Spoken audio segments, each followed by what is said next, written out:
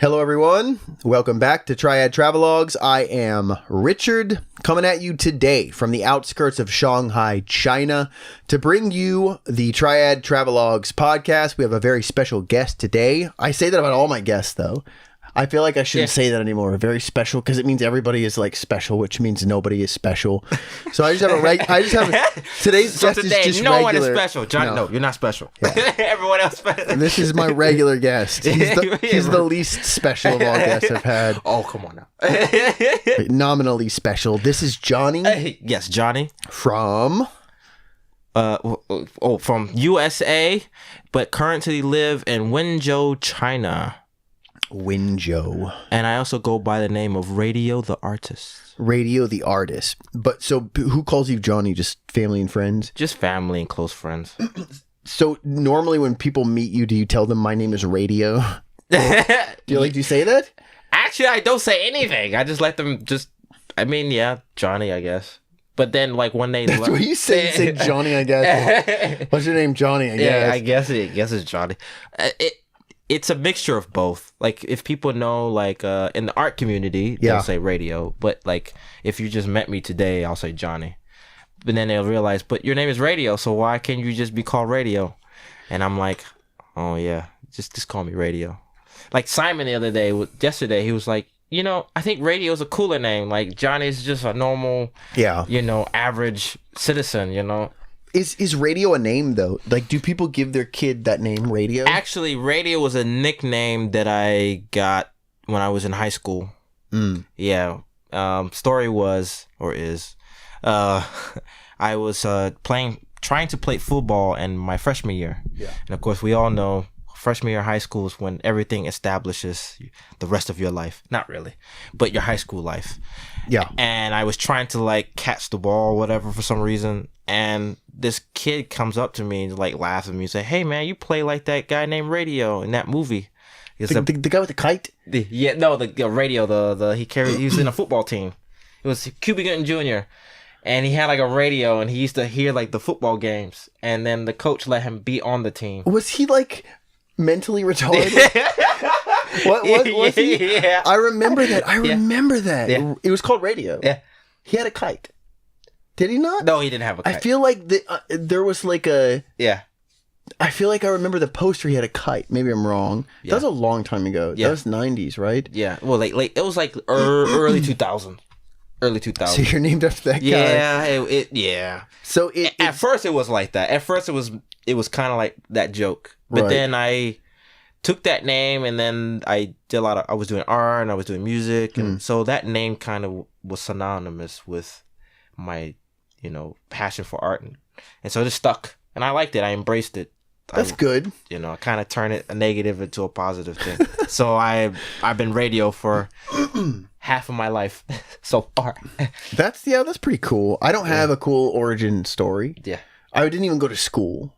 Like, I was homeschooled from second grade on. And my parents called me Ricky, but I dropped it because, like, when I got into the professional environment, like I worked with computers for a little while, I realized Ricky is just so trash. I mean, not trash, like white trash, like Ricky Bobby. Trailer Park, like Ricky, Yeah. So I changed my name. My name is Richard. Yeah. But I started calling myself Richard. So when people ask me my name, I just say Richard. But that is my name, so it's really not that interesting, Yeah. But Radio is more interesting. I think there's probably someone named Radio. Probably. Probably. But I think I'm the only one. Okay. Well, you're the only one with that connotation, right? Yeah. With that thing. So you were born in North Carolina? Yes, I was born in North Carolina. Born and raised. Yeah, actually, I would have been born in New York, in New Jersey-ish area, because my parents were there, living there. And prior to my mother giving birth, they moved to North Carolina. So you were conceived in North Carolina. You were conceived in North Carolina? Yes. Oh, okay. Yes, but I was almost about to be conceived in, like, New York area. Because my family are from New York. Gotcha. So you spent some time in New York? Yeah, all the time. Do you like New York? I do. I like New York. I love, like, the area. Well, my grandma lived in the Bronx, so that was kind of like my second home away from home. Yeah. So every summer and winter, sometimes I'd go visit and stay for months and, like, adventure that whole area. So I consider Bronx my like second home. Yeah. Besides North Carolina. I've spent some time in the Bronx. Manhattan, the Bronx. I spent some time in a place called Flushing. Do you know Flushing? Yes, Flushing, yeah. I had a friend that lived down there, a real weird guy, and we went to a Billy Graham festival. Yeah. For fun. just to do it. We were just like, let's go to the Billy Graham festival. And you know who we met there? We met the Westboro Baptist Church. They were there. You know who they are, right? Yes. They were there, and they were protesting Billy Graham, and we actually got to talk to them, and it was a weird experience. Just like one of the stranger things in my life. It was actually around the time Land of the Dead came out. Do you like horror movies? Yeah. You know Land of the Dead? I know Land of the Dead. Okay, so it was around that time, which was, I want to say 2004. So we saw Land of the Dead, and we went to go see Danzig. Do you know Danzig? Yes, I know Danzig. Glenn Danzig. We saw him during his Circle of Snakes tour, and then we went to the Billy Graham Outdoor Festival, and we met the Westboro Baptist Church, all in a weekend. That was what my 20s were like, you know? So why are you in China? How old are you first? 29. 29. Yes. And you've been in China for how long? Like 3.5 years.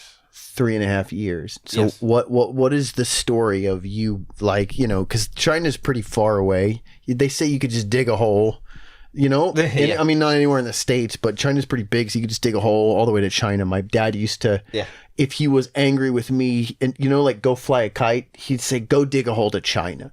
It means, like, go away, get out of my face, you know?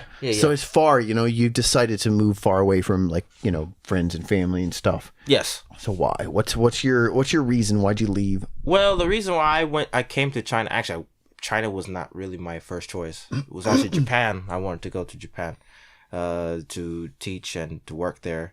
Because I was always very interested in Asian culture. I was very interested in Japanese culture.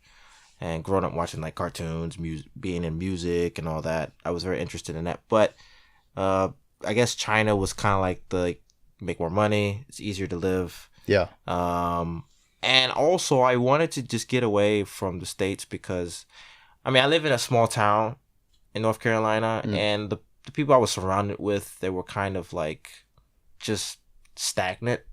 Right. And for me, I just wanted to experience something totally different than everyone else in terms of like what I'm doing with my life, because, you know, especially being an artist, like sometimes I feel I just gotta keep moving. I gotta keep doing something. I can't just be just sitting around.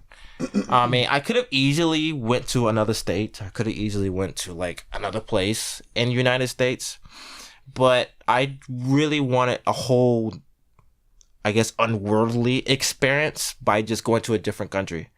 Right. And like learning a language, learning about something totally different, being involved in different cultures, and just getting that exotic experience. And so I decided to come to China, and I would say that decision is the best decision I've ever done in my life. Like I don't regret it, because I've learned so much in the last 3.5 years, things I've experienced, people I'm meeting like you. Yeah. And like some of the YouTubers and artists that I'm working with. It's an experience that I think I would have not gotten if I would just stayed in the States.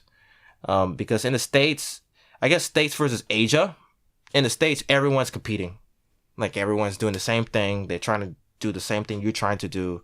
Or sometimes if they see you trying to do something different, they want to do exactly what you're doing. And it's kind of like you're just no breathing room for you. It's just, I'm kind of just running in circles with the same people. And so if I just remove myself from that equation and just go somewhere completely different, where there's not many people doing what I'm doing and seeing different types of people, then I feel much better. I feel much refreshing.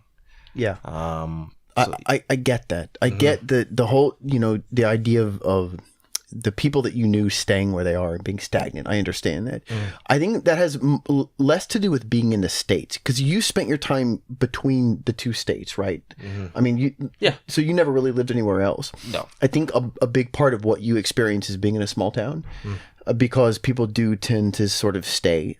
Whatever they're indoctrinated into when they're young, that's what they do. And then, you know, like if I go back to the States now, you know, I'm from Dallas, Texas, but I'm actually from a place called The Colony. And I lived there for 20 years, and it was a small town at one point. And like if I go back, That's the perfect word to use to describe a lot of the people that I grew up with is stagnant. They just are, you know, they're doing the same thing that they were doing 10 years ago, 15 years ago. I went to Baltimore for 10 years and came back, and everyone was doing the same thing. And not just the same thing that they were doing, but the exact same thing that their parents were doing.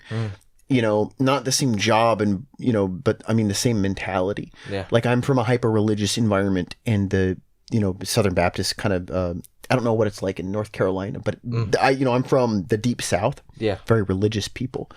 Not everybody, but the town that I grew up in. And, you know, I kind of escaped, and I think the religion was a part of the reason why I escaped, because it just is suffocating me. Yeah. So I went to Baltimore, Maryland, which is a lot more liberal. You know, there's still religion there, but it just is not as suffocating as it is in Texas. But man, I go back and it's just everyone's doing the same thing. My parents are doing the same thing. The people that I knew growing up, they're doing the same thing. And now they're doing the stuff that happened to me, the indoctrination and the brainwashing. They're doing it to their kids. And so going back, it's like, I get that. I think it's part of the reason I left too, was to escape from what was supposed to be my identity. Do you know what I mean? Because when you're in the States, people have expectations of you, and you're supposed to do a thing. Like you're supposed to whatever. You're supposed to get a job, and you're supposed to have a career, and you're supposed to have kids and buy a house, and it's like this stuff is expected of you. Yeah. But nobody is really asking you. It's like, you know, you just are supposed to, and if you don't do those things, you're considered an outcast, or you're considered like weird. Yeah. So I think a lot of people who travel, they do it to escape being forced into an identity. Yep. So yeah, I get that. So you came here on a whim, kind of, right? I mean, was it boiling up? Like, yeah, it was. It happened over a period of time. And actually, at the time when I lived in North Carolina, I was doing a lot of like amazing stuff with my art. I was being featured in newspapers, magazines in the States. I was doing murals. I was like pretty popular as an artist where I was from my hometown. And it got to the point where I could have kept doing it, and I could have just kept rising, you know, just keep doing that thing. But then I was like, I just want to just do something different. Not just different, but I just wanted to challenge myself in another way as an artist by just going to a different country. And I mean, I could have, like I said, I could have just stayed where I was and kept doing it. But then, like, again, you just get stuck in a rut. You're just going back and forth, doing the same thing over and over again. Right. And I just wanted to challenge myself. And I just wanted to, I guess, like you said, I don't want to be trapped in this identity of who I was. I wanted to challenge myself in new ways, but also have a story to tell. Right. I get that. You know, if I went back home, if I actually went back home, like just to visit, I mean, man, all the stories I can say, I have something new, something refreshing, something different that I've done versus people in my family, people who are friends of mine, people who I just know. You know, have you been back home? No, I haven't. I will tell you something. You get a different reception than you think you're going to when you go back home, because, you know, when you return, like I spent a year in Nepal, and I went back home for 3 months, a few months before I came here. I was only gone for a year, but my perspective was dramatically changed. I was humbled, you know. Like I went sort of to Nepal thinking I was gonna like save the world. I was very idealistic. Yeah. And Nepal beat me down. I love Nepal, but it was a difficult experience. Yeah. And when I returned home, I had a hard time reassimilating, and people really don't care about your stories. You know, when you go and you want to talk about your adventures and everything, it's like you've taken a drastically different path than other people. Yeah. And the trajectory that you were on, I did a video about this, about reverse culture shock, that sort of trajectory that you're on with your friends and with the people that you know. Yeah. When you sidetrack and you go off on your own thing, and they keep going in the way they were going, and you don't really ever meet in the middle again. At least that was my experience. Yeah. So there's kind of a coldness there, because it's not like personal. No. It's just that you went on very different paths, and it's very difficult to sort of reconnect on that same level. You know what I mean? Yeah. Like, yeah, I feel like you don't really ever stop traveling. I mean, maybe some people do it and then they just go home, but I feel like I don't think I could do that. I feel like now that I'm on the road, it's done. I'm just permanently on the road, you know? Yeah. I can go back, but you can never really go back. I don't know. Like, I think maybe from my perspective, I feel like maybe people are like that. Maybe because maybe you do get some people who are kind of like, oh, you like not jealous, but like they're kind of, oh, like you did something that I wish I could have done, or like some people get a little right weird about that. Like, that's part of it too. Yeah, like, oh, you went to see this place, and I've been working 9 to 5 at the same job for 5 years, and so I've noticed that too, because ever since when I first left to China, I had a huge support group. You know, you have like you have those people. Oh yeah, that's great, that's amazing. Right. But then, as a year passed, another year passed, less and less people are kind of like not as rooting for you as they used to be. They get quiet. No many people talk to you. No one messages you. No one talks to you anymore. Right. They kind of not forgotten about you, which is normal, I guess. I guess they just moved on. Dude, it's not personal. Yeah, they just moved on. Yeah. Or like, oh, okay, whatever. Because they're doing their thing and you're doing your thing, and you know it's really difficult. It is. The further apart that you get, the more difficult it is for them to empathize with your situation, because you're experiencing something different than them. Mm-hmm. It's not personal. No. It's kind of depressing when you go back home, though. Yeah. It was for me. Yeah. You know, but I've always been a loner. I didn't really. I had friends, but my friends are close friends. Yeah, same here actually. Yeah. I don't have many. Like, I have lots of not too many close friends. I have several, and everyone else is like, oh, you know, right. You know, I hang out with. I know you. Right. But I have, you know, those close friends, like really, really close friends, I still talk to. They still same. You know, but then everyone else is kind of like, you know, like acquaintances. Like I know you. I met you in school. Blah blah blah. That kind of thing. And actually, ironically, I'm supposed to have a high school reunion this month, but I can't go because I'm living here now. So because you're on the other side of the world. So all those classmates, they all like been like not messaging me, but they've been like looking at my like photos and like liking my stuff and like commenting, and I'm like, I haven't seen you guys in 10 years. What's up now? You know? Yeah.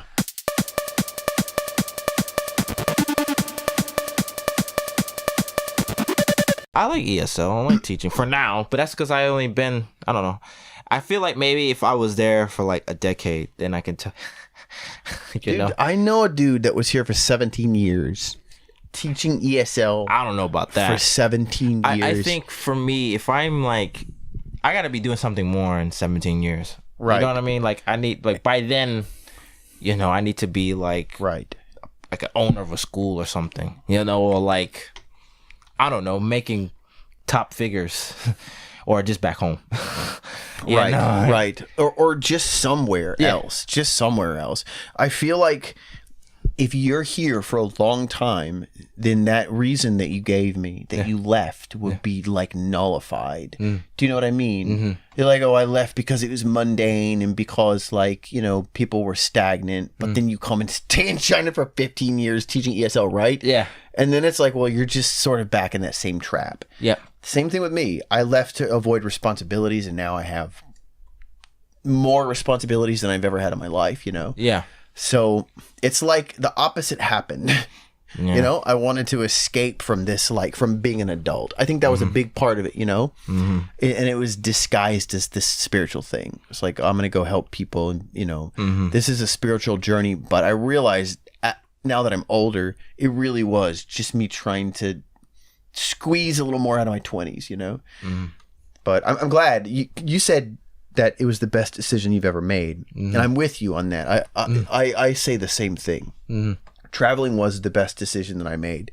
It's just that at some point you have to re-examine your philosophy and your priorities. You know what I mean? You do. So, yeah, I don't know. That's why for me, that's why I'm always like, and I think that's the big issue. A lot of like people who come to China and like, oh, this is so boring so quickly, because they don't have hobbies. Right. And that's why, like, I'm always doing art, I'm always doing videos, I'm always doing music, because there's other things that I can actually do if I really wanted to. So practically what I've been doing is, yes, I'm working and making money, but I also got these hobbies that I'm also trying to do stuff with. Yeah. You know, because if something happens in the future where, you know, I have to go somewhere, or if there's something that I want to do career-wise, I can just go to these other things that I'm trying to get better at and making connections with and doing other stuff. So that's why if you come to China, like, make sure you have other things you like doing, like traveling, taking photography. Right. You know, and if you're good at it and you like it, that could be something else you could do on the side rather than just teaching. Because then if you're here for 17 years, you go mad. Oh, yeah. You know, so you need something to keep you sane. It takes just a couple of years, I think, Yeah. to make you get to that point. Yeah. If you're not stable. I think, like, you said you need hobbies and stuff, but it's like that anywhere. Yeah. Like, a person who's bored in China is going to be bored anywhere else. That is true. You know, but the all of those realities of life you have to deal with regardless of where you're at, unless you have unlimited money, which very few people have. And if they do, they're not teaching ESL in China. No. You know? So yeah, you gotta have hobbies anywhere you go. But I feel like people who start traveling are generally, unless they're traveling under dire circumstances because they have to, are generally more adventurous anyway, right? So, you know, if you're here, that's like, generally you don't meet normal people. They're like, you've seen the caricatures of all the different kinds of expats you'll see in China. You know, they make like comics about them or whatever, the different types of, and everybody knows those different types, you know? There's like the burnt out, jaded, angry, cynical, like me. That's me, you know? Yeah. That's like, he's been here for too long and he just hates everything. Yeah. And then there's the sexpat. Everyone knows that guy, you know? The guy that goes to the bar and makes an ass of himself and he's hitting all the women and he, you know. And then there, you know, so there's the different kind of categories of expat, but you definitely never meet, or very rarely meet, normal people on the road when you're, because long-term travel is much different than taking a vacation. Yeah. So, you know, you go into a tour group to Thailand or whatever, you're going to just meet other people that are interested in travel. But when you meet expats and people who left just to leave, not because they had to for their business or just because, you know, like people who just chose to get up and move just for the hell of it. Yeah. Generally, you don't meet normal people, you know? So yeah, I think it's a different kind of mentality, but more people are traveling now because it's easier now, you know, like 100 years ago, it really wasn't possible to do what we can do now. I can get on a plane and I can be on the other side of the world in 15 hours or less. And people 100 years ago, they couldn't do that. So now we have these really amazing opportunities that they didn't have. And 100 years was not that long ago. You know, I always think, man, maybe my kid who's 2, maybe she'll be able to travel to like the moon or travel to Mars, you know? Like the new frontiers. That's getting a little off subject though. No, it's okay. So you were talking about art and you said you make other kinds of art. I know you make videos and music, but you also do paint? Yes, I do painting. I do pretty much anything in terms of like drawing, painting, graphic design, photography, you know, all that. Is that what you went to school for? Yeah, mostly yes. I went for art. So you did that professionally for a while? Not say professionally. I wanted to, but my mind at the time was not focused on that. And it's hard. Yeah, it was hard. Yeah, especially like trying to get a job as an animator or something like that. That's the field for that's ridiculous. There's a lot of people who want to do that. Yeah. So it's like, so I kind of just did my own like freelance, doing like art therapy at a hospital. Well, that's cool. I did some art tutoring. I was mentoring kids at an elementary school. Oh, okay. Art and stuff like that. So I kind of found other ways of like doing art, just not what I went to school for, which is normally the case in the United States. Like you go to school to be something and you're working at like a cashier. Especially with art. Yeah. Art degrees are difficult because, you know, you have a lot of people who are passionate about art, but it's hard, especially like fine arts, you know, like I know people who went to school for the fine arts. Yeah. It's expensive school and they're waiters. Yeah. Because it's hard, you know, it's I think it's a noble pursuit and I'm an artist and I understand the desire, but it's very difficult to break into a field where you actually can just do pure art, you know? Yeah. And even if you're doing animation or you're getting into something that you're interested in, you're still going to be working for somebody else's bottom line, which means there's still a system. There's still that process that you're involved with. You have to just do the same thing every day. Yeah. You know, and that's the thing. Like, I think you hit that on the head. That mundaneness is what people like me and there are other people, like people that that want to escape, that's what they want to escape.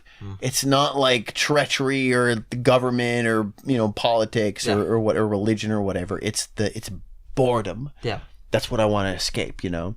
And I don't know if that's a lifelong pursuit. You just, you know, bored. You just want to, because now I'm bored again. Yeah. You know, I'm in China and I'm bored in a different way. Yeah. You know, because it's a very predictable place, I think. Don't you think? China's pretty predictable. It's chaotic, but it's predictable in the chaos, you know? Mm-hmm. Yeah. Man, so what is the future? What does the future hold for you? Because you're in China now, and you said you wanted to go to Japan eventually. Are you planning on? I've already been to Japan. I've been to Japan. Well, but living in Japan. I've been to Japan 4 times. Actually, I went this year because because I'm an artist, I had my first art show in Japan, in Tokyo.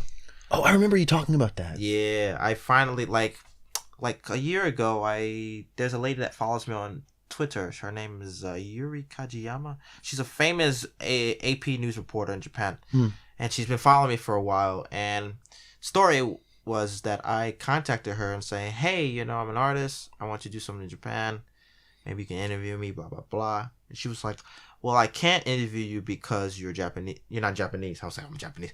You're not Japanese. And I only do Japanese-related stories. But I like your work. I really love your art. And I can help you the best way I can to, like, you know, see something can happen for you. So she contacted me again, said, oh, I like this artist though. You guys have like the same style of work. He's like my best friend. You guys should talk and see what happens. So I talked to this artist guy, and he added me really quickly. Like, that was, first of all, artists are a bit snooty. Yeah. So like talking to them, like why would I want to talk to you? Like you're not my type of artist. You're not in my level. Right. He just added me and we chatted, and I said, hey man, let's collab. And he was like, yeah, I'm down for that. No problem. And I was like, really? He's like, yeah, come to Tokyo and we can make something happen. And so we set up the time and date last year. It was last year. Yeah, it was this spring festival. Yeah, this spring festival. I went to Japan. We collaborated on paintings. We got everything ready, found the spot to do the art show.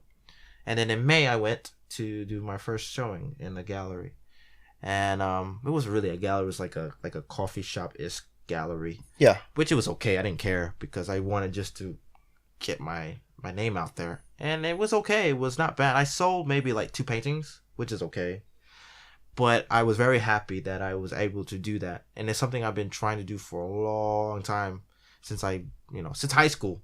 That was like my dream. Like, I just want to show my art.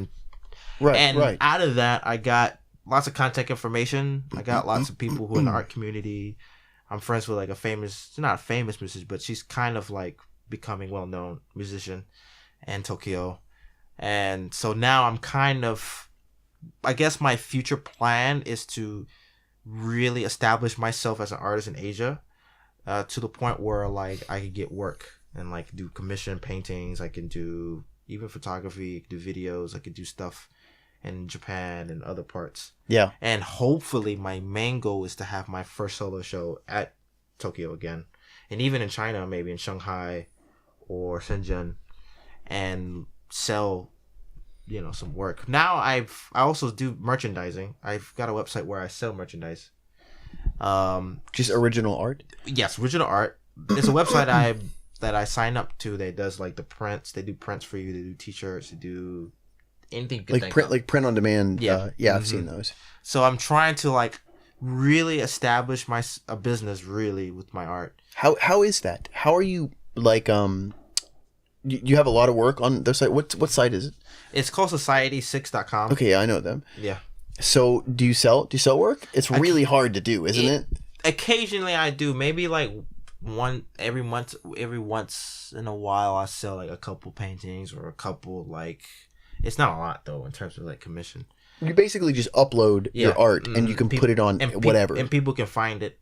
But my thing is, I was trying to do this for a long time. But the thing about me is it's all about consistency. Like I need to keep actually like working on it, because I'll work on it for a bit and then I get, I don't like how this is going. So I stop and then try to like reconfigure myself again. And then, okay, let's try again. And hopefully, like, if I really grind it out and really try to be more forceful and more, not forceful, but more, on top of things. You use the right word, consistent. Yeah. Be consistent. I can, try to sell more work. That's an artist thing. Yeah. There's an issue with, it's called inspiration versus consistency. Yes. And it's like, the artist, and it's an excuse. I do it too. Mm-hmm. It's an excuse to not do something. It's a form of procrastination. You say, well, I can work, but I have to be inspired. I have to be motivated. The problem is the world doesn't work like that. Yeah. So if you approach art, you have to approach it. I'm not saying this as an expert because I'm not making any money making art, but from what I've read from people who are, you have to be consistent in terms of you set a goal and a plan and you do the same thing every day, regardless of how you feel. And that's where the magic is, is you do it every day. Some days you'll feel like shit. You don't want to do it. And then some days you feel the motivation. But if you only work based on inspiration, you'll never, unless you're brilliant or lucky, you'll never get anywhere, You just have to do the same thing every day. Yeah. And it kind of starts to feel like a job at that point. But if you're doing it for you, right? Like how many designs do you have uploaded? Maybe almost 100 or so. Oh, really? Okay, that's not bad. That's pretty good. Yeah, it's rough, man. It's and you're constantly, I think, as an artist, you're constantly in between these two spectrums that are these two sides of a spectrum, which is on the one side is marketing, advertising, business related stuff, and on the other side is just the purity. Is that the word of art? Yeah. And it's difficult to be in the middle because it seems like they conflict. So the more I delve into these things about marketing and having a brand, and it makes it feel cheap. I think it's not real. It's not really like that. Yeah. But to an artist, it makes it feel cheap. It makes the process feel like, well, this isn't real anymore because it's not just about expression. But I think it's just an excuse. Yeah. You know what I mean? At the end of the day, if you really want to make money from art, you have to look at the business stuff. I think a lot of artists really don't like business just because it conflicts. It seems to conflict with the process, Yeah, that is true. And I mean, to be honest, I think for me, I have to really know about the business. I really have to actually, if I really want to, make money, I guess, or try to be somewhat of a, but then again, that comes to the whole confliction, I don't want to be a sellout. I don't want to sell out. But then for me, it's if you're good at something, like the Joker said, if you're good at something, you do it for free. You know what I mean? I mean, as cynical he was in the movie, he does make a point. If you're good at something, I can't just do it for free. I can't just live, freely. And I need to get paid for it. I need to live. I need to actually have a life. Right. Regardless if I feel like crap making it or actually I feel inspired. Because there are certain things that I've created that I can actually, like designs I've done, I can actually make money from. I can actually live off of that. I can do stuff with that. But it's always that confliction, what did I want? But then again, it's all about how I feel and what I need to do in order to make it happen. Right. So, and I guess it's the same thing for people who do videos. Am I making videos because I love to do it or because I'm actually trying to become this Peter McKinnon or Casey Neistat? For me, I do videos because I like it. I enjoy it. I have fun. I like to just be spontaneous. I like to just do what I do. And I know people will criticize you and people say, oh, you can't do that. You should be doing it this way. Which I find that funny. I find it interesting how people tell you how you're supposed to do it, but millions of people can tell you different ways of how to be successful. I think for me, you just be successful in your own way. Find the way, your path, how comfortable you feel, and just do it. Just keep doing it. Eventually, and a lot of things happen. Eventually, what you're trying to do might become a trend. And they want to do the same thing you're doing. Right. But they're the same people who said a couple years ago that you're doing it wrong. So it's that's, I guess at this point, I don't care anymore.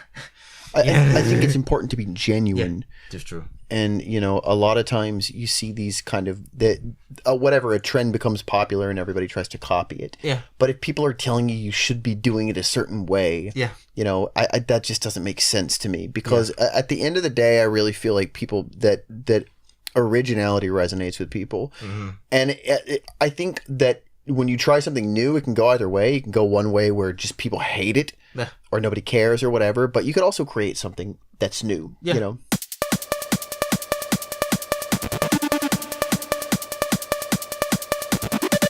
I never thought about race much when I was in the States. Yeah.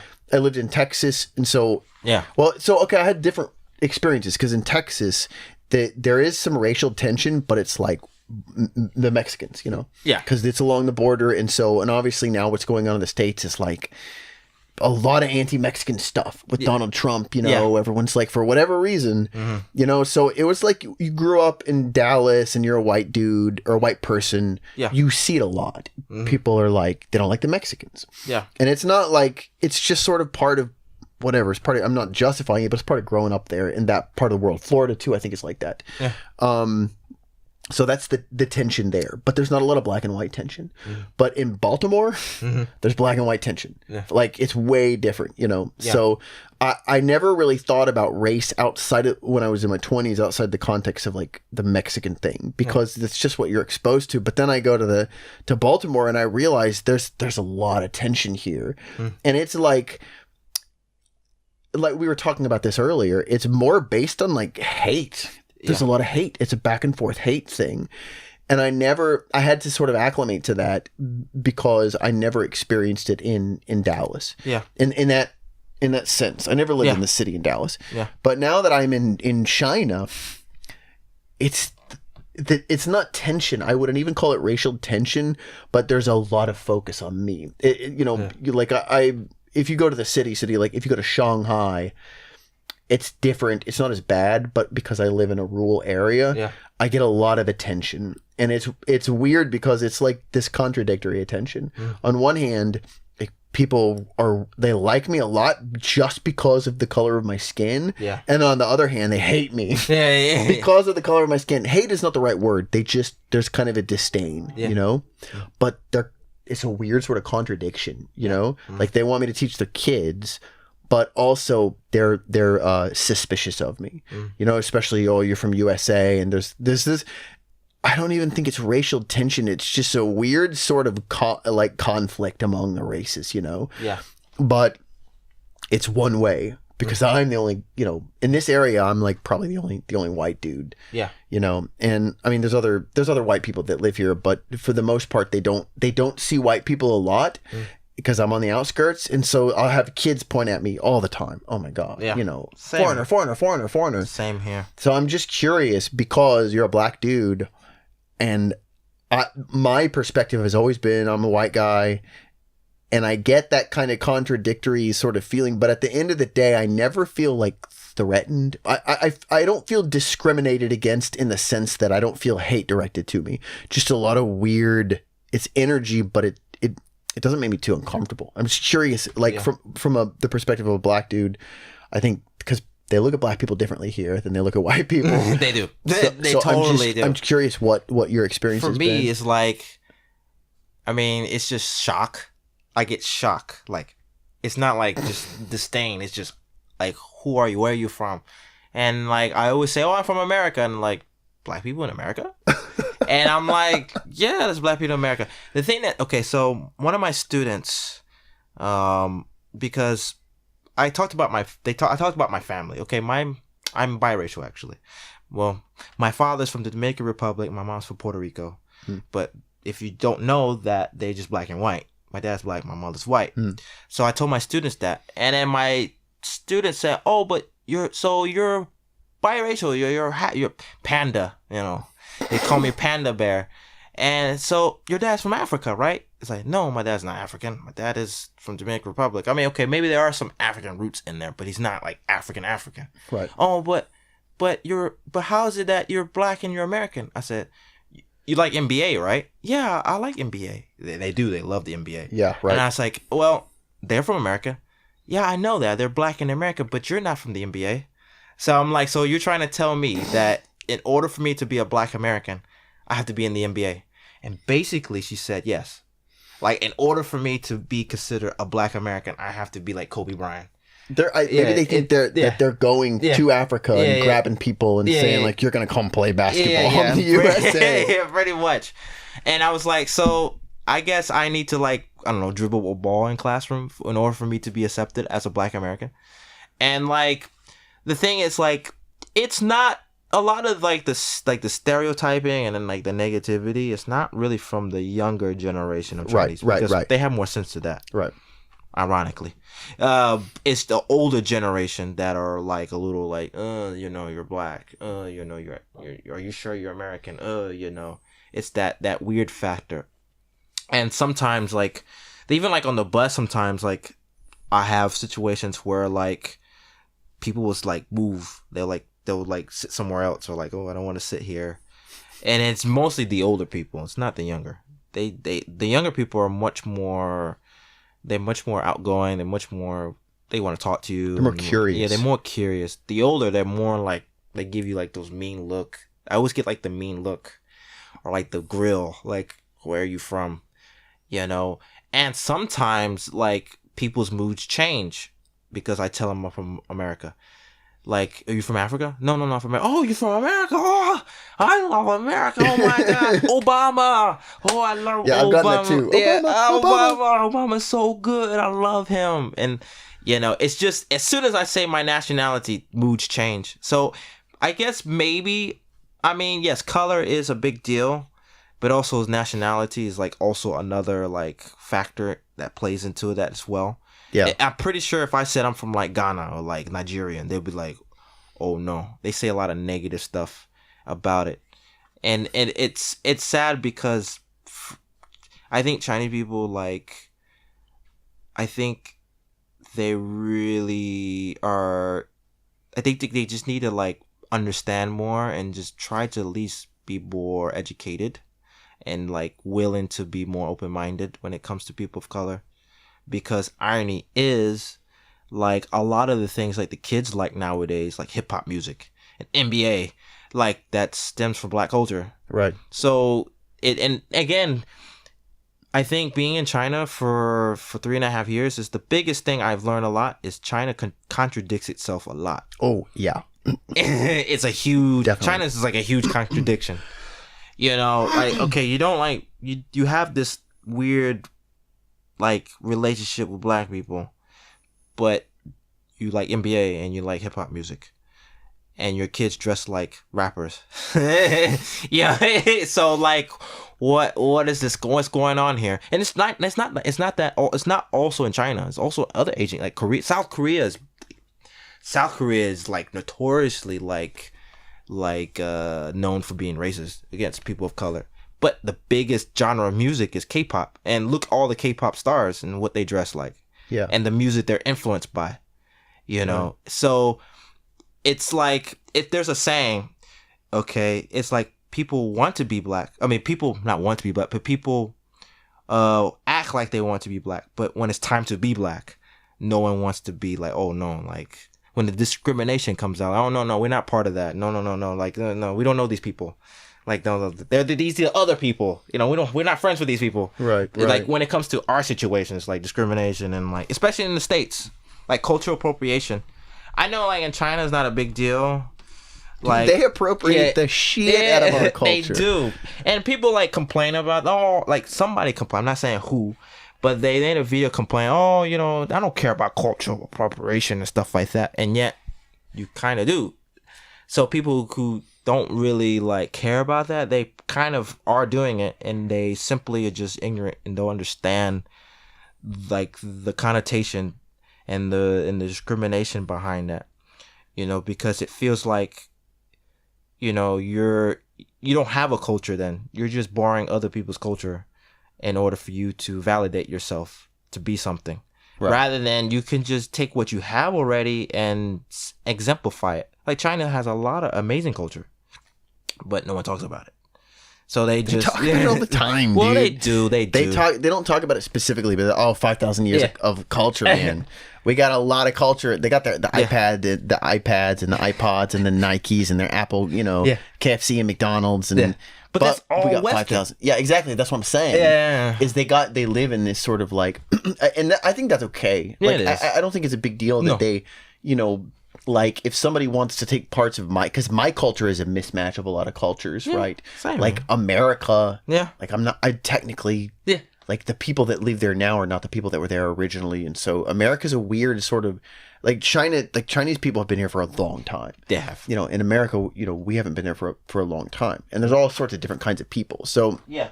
There's racism in the States, but it's different. It's much, much different because it's not like, oh, look, I've never seen a black person before. Yeah. That's a gawk at the black dude. Yeah. Or a white dude or whatever. It's not like that in the States. It's like there's some deeply rooted just hate. Yeah. And I don't feel the hate here. No. Like you were talking about people gawking or people moving their seats and things like that. I think there's a fear there. And it's not a fear like it's a black dude. It's more like that's the consequence of nationalism and a consequence of the fact that, there's a lot of, and it's an effort that's been made by culture and by government to sort of, China's number one. China's the best in the world, and the other things they exist for us to take. Yeah. But it's like they're not good, but we can take things we like from them, Yeah. So it's like the people who, I don't even remember what the political situation was, but some people were angry about something in the States, and so they were protesting KFC. Yeah. But come on, you're protesting KFC, but everyone has an iPhone. Yeah. People wear Nikes. Yeah. So it's like, I think that all of that is just really an unreasonable sort of response to the indoctrination of nationalism. Yeah. Like I was indoctrinated into Christianity. People here are indoctrinated into nationalism. And I think that really does drive a lot of the racial stuff. One, because China's been so inclusive for so long. Yeah. It really is. That's true. There's a lot of expats. I mean, there are a lot of expats. You go to Shanghai, you see expats. Yeah. I mean, like, I don't know, because people are taking pictures of you here. People take pictures of me too. Yeah. But you're going to get a lot more stares and people hiding their kids or whatever here than you will in the city, in Shanghai, which is just an hour, on the train. Because they see it more. So it's like, maybe they have misgivings, but they accept it because they see it more. Yeah. And so I think that the fact that there are way more Chinese than anybody else, than any other kinds of people here. Yeah. That drives it a little bit, the fear, especially in rural areas. And then the nationalism is like, you're always going to be an outsider. I'm always going to be an outsider. I could be here for 30, 40, 50 years. I'm always going to be an outsider.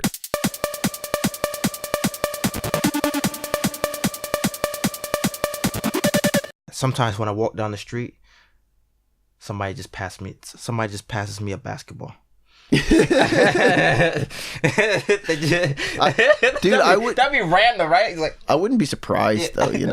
They really Dribble. do, man. They love the NBA. They do. I've had people that try to do small talk with me. Yeah. They always say like, there are three things that are go to NBA. Well, football, basketball, and Michael Jackson. Yeah. For real. I don't get that anymore. I don't get Michael Jackson. You don't get the Michael. No, well, I don't he's get been that. dead for like 9 years. Pretty much. But all the kids know Michael Jackson. Yeah, like he's still alive.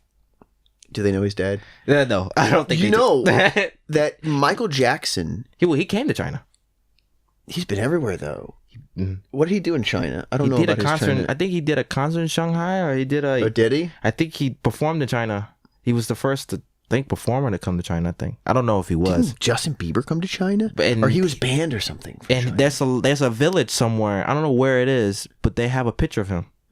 Michael Jackson or Justin Bieber? No, Michael Jackson. Michael Jackson. Like a family actually took one family actually has a photo of him. I don't know if it's still here. It might be in a museum somewhere in China. In a shrine somewhere. That actually happened to me when I first came to China.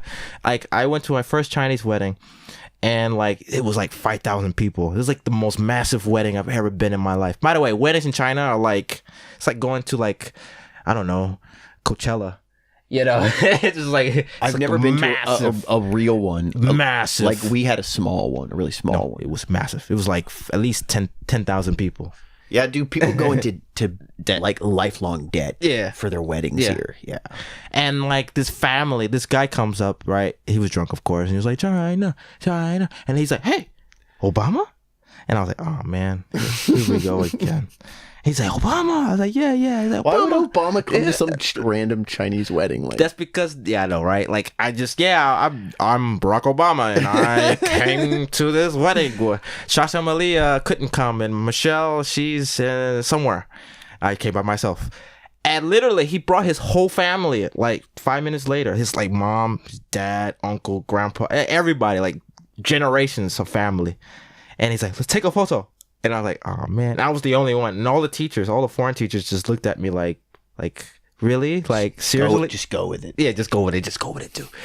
So I'm pretty sure that photo is, like, hanging somewhere in their fireplace or some, And they tell people that it's Obama. Yeah. Did you give him an autograph? No, I didn't. Dude, I got mistaken for Moby once. A long time ago. 'Cause I used to be bald. Yeah. And I was at a drive-thru, and it was like... In China?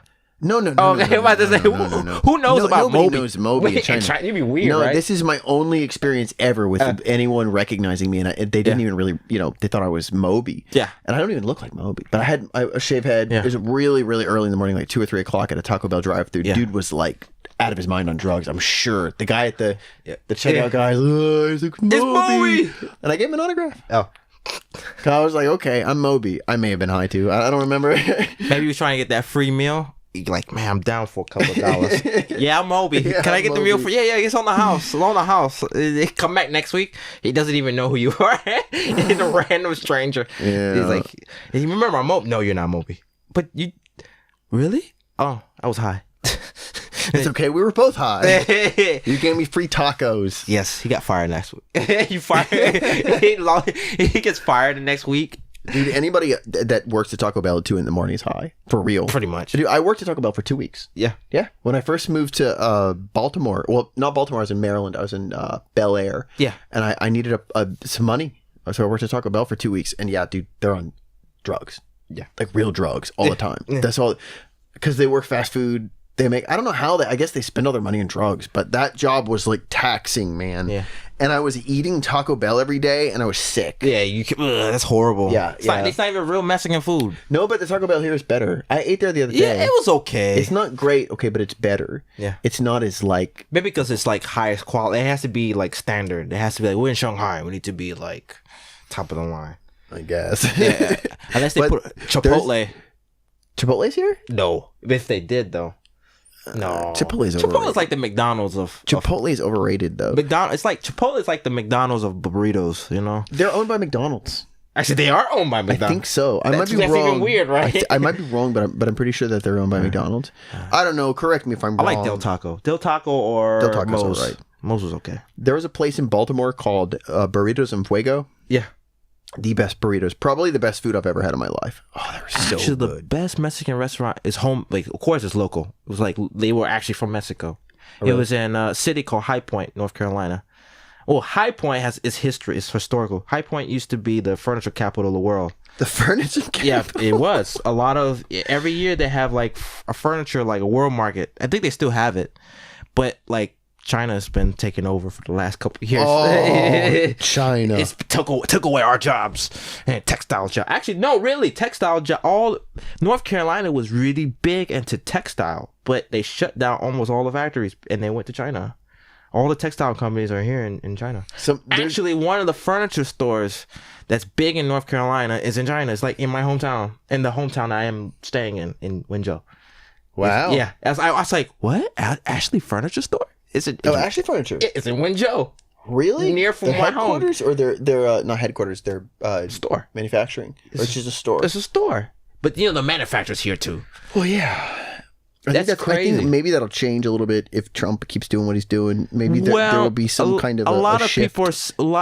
China is actually there's a conundrum now. It's just weird, but China is actually they're exporting their like workers, or they're exporting. They're changing their factories to different countries now. They're going to put in India and like other places now. So India and Vietnam, Malaysia, right? Well, India and Vietnam are kind of like the hotbeds. They're starting to be like the next developing countries. They're actually now they will probably be in line with China is now in terms of their economy and like the infrastructures. Like India will be the next. Because India right now is becoming more of a powerhouse in their economy. Right, yeah, that's true. They supply all the power to Nepal. Yeah. Actually. And they have so India will be next. I think they got some social problems. Well, yeah. Well, unlike China, they have democracy.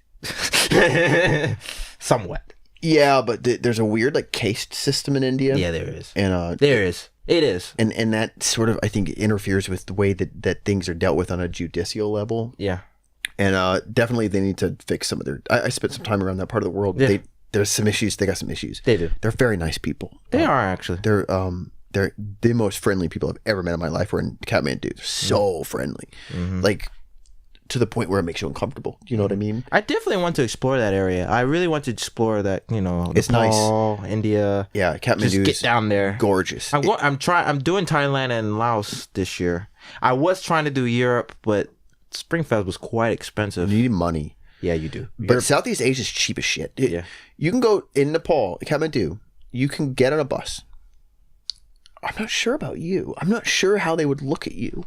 But I could get on a bus. Yeah. And I could just go to anywhere. Yeah. And just walk around. Yeah. And I have food.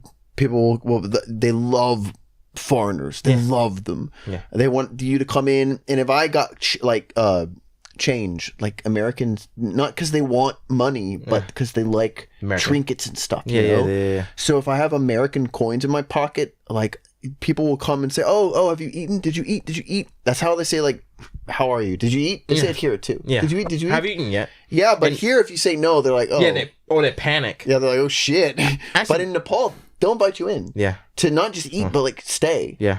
Then they're very welcoming. Here, that would never ever happen. Well, one time it was long ago before I met significant other.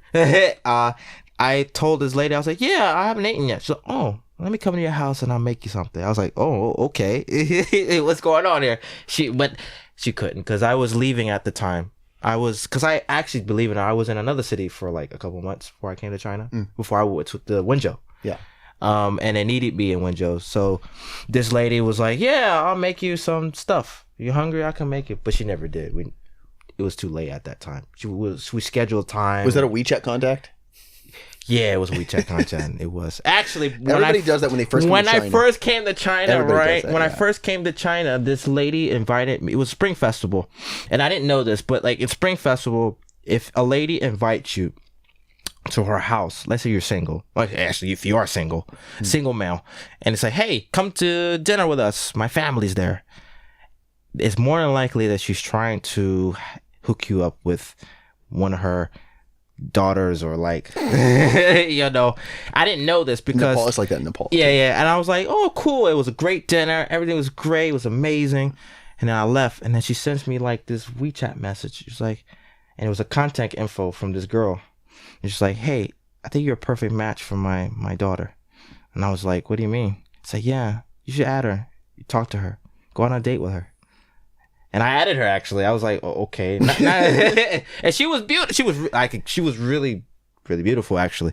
But when I left that city to come to Wenzhou, we was about to meet, but I left, and the communication wasn't working right. Right. And she ended up getting married like a year later. To a foreigner? No, Chinese. Huh?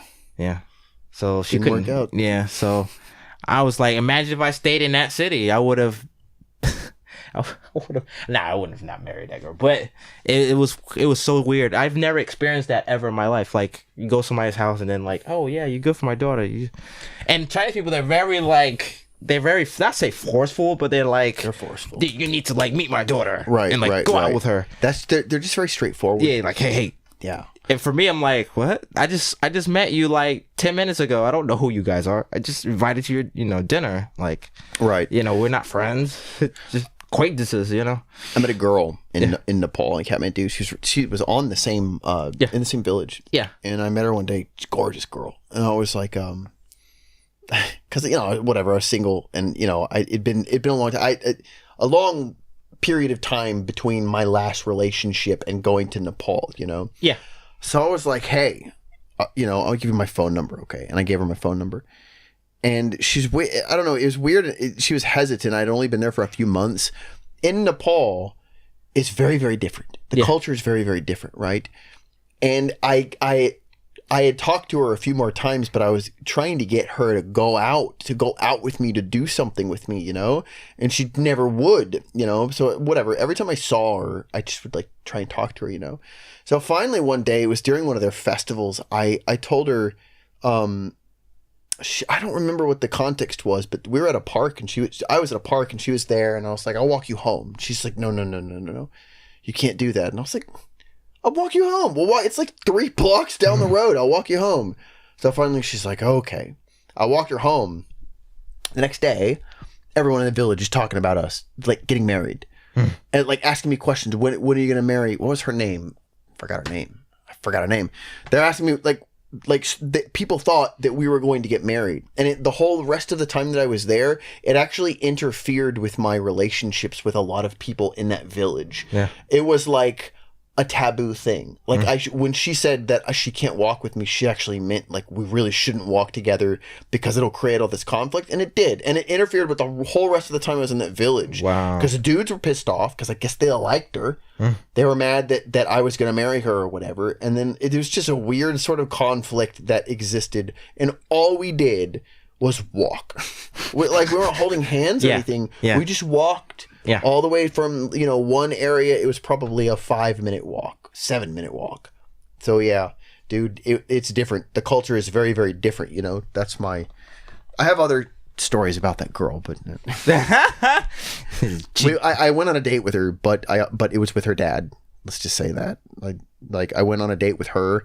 It was supposed to be a date with her, but it actually was with her dad, and he wanted to know about like my finances and stuff. It was weird. It's like here. It was really But how much weird. you make? I make $2 a day. Wow, I remember those days. No, dude, like it's just they see marriage as kind of the father signs off on it. Yeah, and they see marriage as a business contract. Well, yeah, it's kind of like property. Right. You're my daughter's property. Yeah.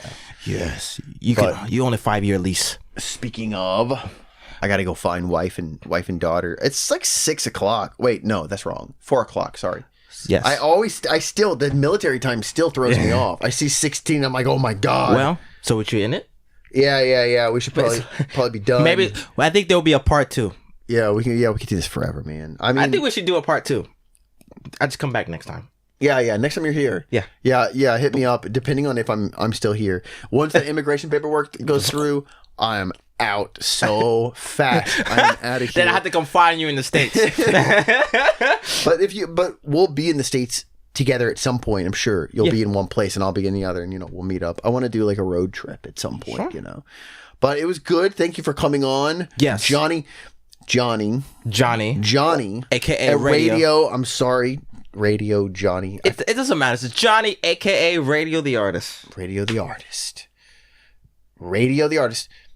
You have a YouTube channel? Yes. I'll put it in the description section of this video. It's called Radio the Artist. Yeah. Okay. So simple. You're probably the only Radio the Artist on YouTube, right? Yeah, pretty much. Okay. It's YouTube, Instagram, Facebook, same name. Radio the Artist. Yeah.